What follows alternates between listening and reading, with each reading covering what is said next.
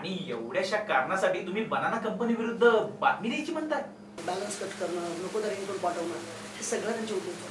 पण तुम्ही एकटा नाही, ह्याची किती लोकांना त्रास होत आहे, कुणाकुणाला होत आहे, कसे होतात. यांचे येणारे अनवॉन्टेड कॉल आम्ही त्यांना सांगितलं नाही, कुठल्या कंपनीला आम्हाला फोन करायला सांगितलं नाही.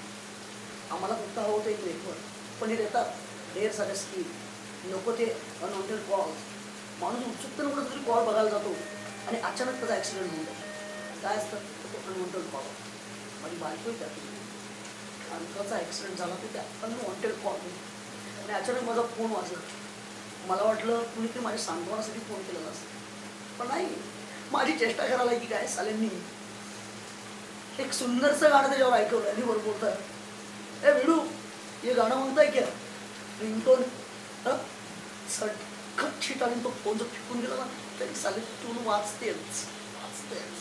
नाही छान आहे असं तर या केसाला सोडून द्या. या केसच्या वाटेला जाऊ नका. लोक तुम्हाला जगू देणार नाहीत. शिकवायचा ना आता ठेवायची इच्छा माझी सोडणं नाही.